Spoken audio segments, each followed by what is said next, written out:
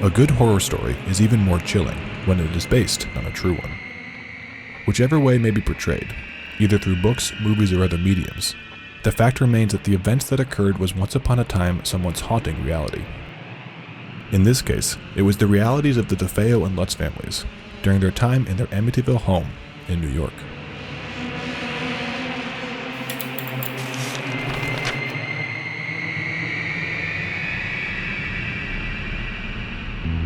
In the autumn of 1974, a family of 7 would suddenly be reduced to just one surviving member, the one who committed the crime. Before that fateful night, the DeFeos weren't exactly a happy household, with rumors of Ronald Sr. being hostile, abusive, overbearing, and dominant. His way of fathering is believed to have caused Ronald Jr., also known as Butch, develop into a troubled young adult. The DeFeos owned an auto body shop where Butch was employed, but he would often spend his time at bars instead of at work. Butch eventually became addicted to drugs and alcohol, which led him to become violent towards his family. An incident had occurred where he reportedly pulled a gun on his father, and there were other times where he would physically lash out at his family. In the early hours of November 13, 1974, Ronald Butch DeFeo Jr. snapped. With rifle in hand, Butch went from room to room, murdering his family members one by one as they slept. One of the peculiar things about this incident is that while the murdering unfolded within an estimated 15-minute time span, the way the bodies were found showed no signs of struggle. In addition, the sounds of gunshots oddly did not wake any of the other family members, or at least it didn't draw them out of bed. The bodies were found all face down on their beds, as though they'd been positioned that way. To add to the strangeness, the rifle reportedly had no silencer, and aside from the family dog barking, none of the neighbors reported hearing even a single gunshot going off that night.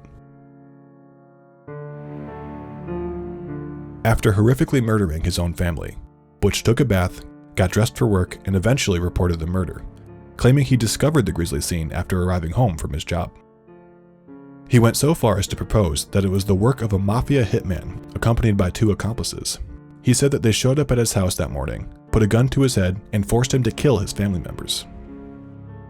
His alibi wouldn't last long under scrutiny, where DeFeo eventually broke under pressure, admitting to the murders. He later showed police where he had discarded the rifle and the bloodstained clothes. In his confession, he stated, "Once I started, I just couldn't stop. It went so fast." It was said that Ronald Jr. was hearing voices that influenced him to carry out the murders. However, the prosecutors had a psychiatrist argue against that, who had diagnosed Ronald with antisocial personality disorder, meaning that Ronald hadn't actually been hearing voices, nor had he been possessed by another personality. He just thought that the killing of his family was not wrong. DeFeo was convicted by a jury for 6 counts of murder and sentenced to 6 consecutive life terms, which he is still serving at the Sullivan Correctional Facility in New York. There is still a theory that a second killer was also present, but never caught.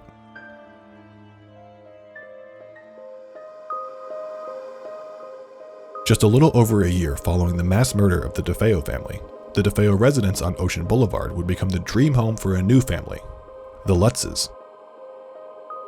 With the Amityville home riddled in its gruesome past, one can't help but wonder about the possibility of a residual energy lingering on the property, haunting the ground it was trapped on.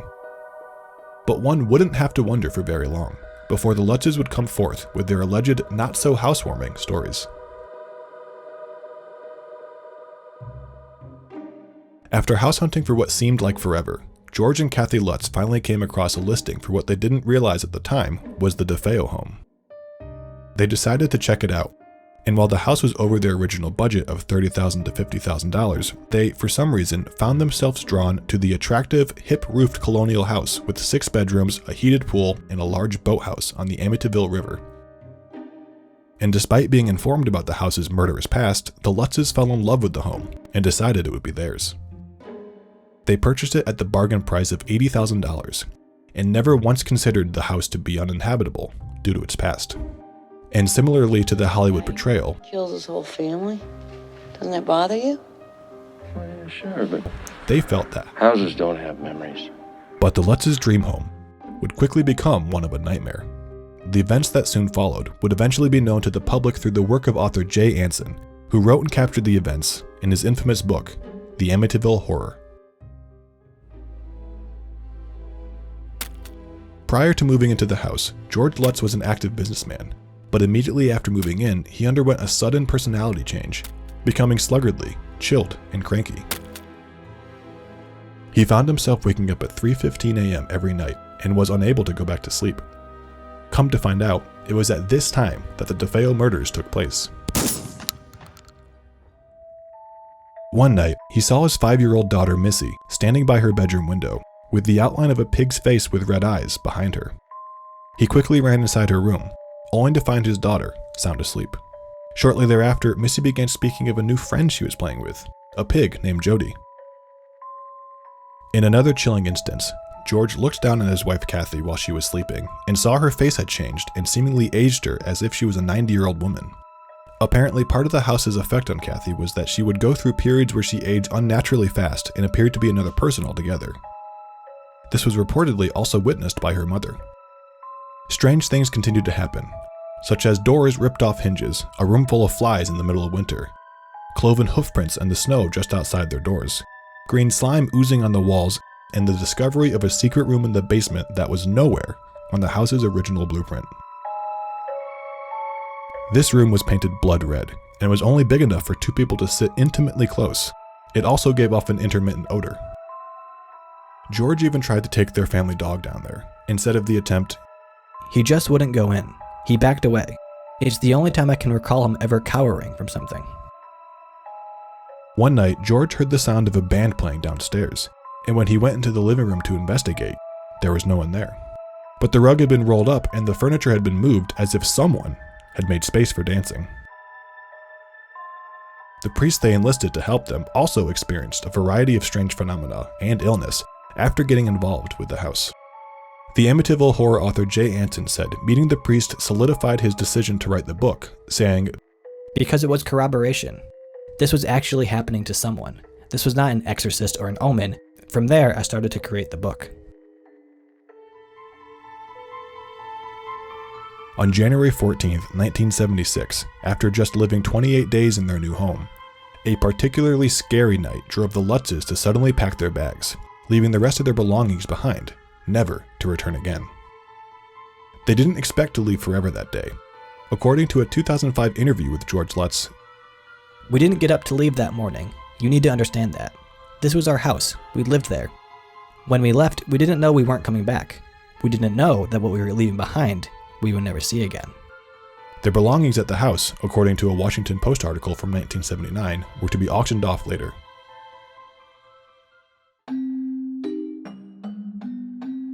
The Lutzes shared the supernatural phenomena that they experienced in their time living in the Amityville house with Anson, who eventually turned their true story into an instant bestseller in 1977.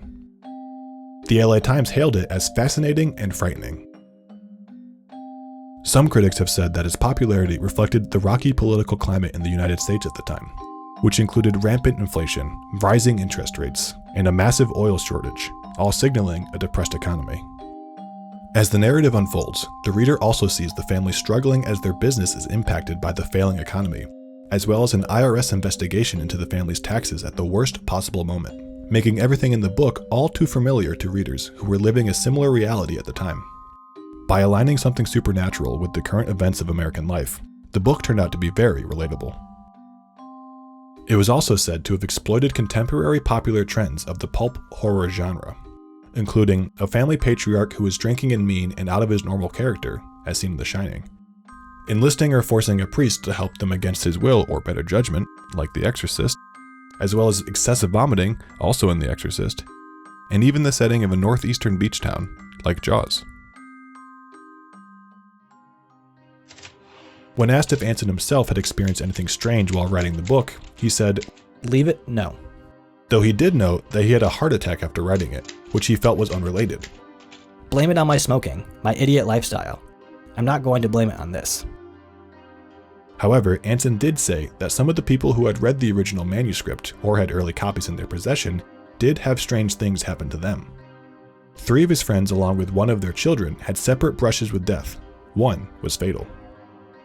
The first had a fire break out in his car as he was driving back to the publisher with the manuscript.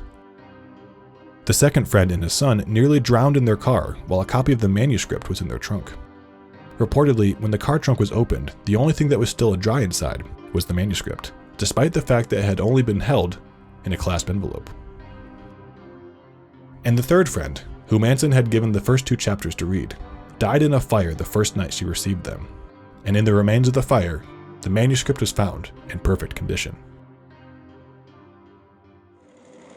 There have been several film adaptations of the story, including a 1979 version starring James Brolin and a 2005 version starring Ryan Reynolds, both actors taking on the role of George Lutz. The book and both movies are loyal to the setting and the true backstory of the house where a grisly mass murder had occurred. Both films were said to deviate from the original story slightly, to add to the terror of the hauntings. Such as the addition of a babysitter in both films, who watched the kids while George and Kathy, in the 1979 version, went to Kathy's brother's wedding. I don't want to go to bed. I want to play with Jody. In the 2005 version, they just had a night out. We keep being back here. In the book, the entire family attended the wedding. I got you the first time.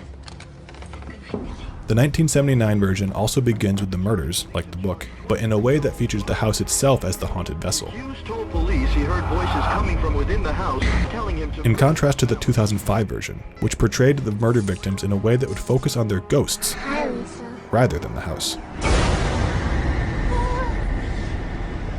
Look what Ronnie did.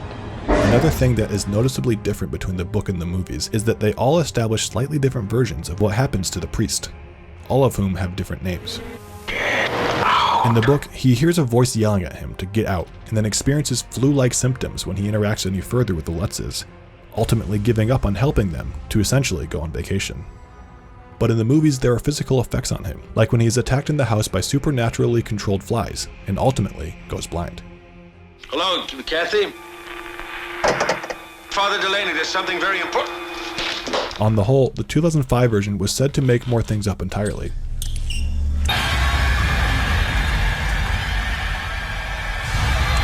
And the 1979 film features certain things that happened in the book that the other film excluded, but with less context.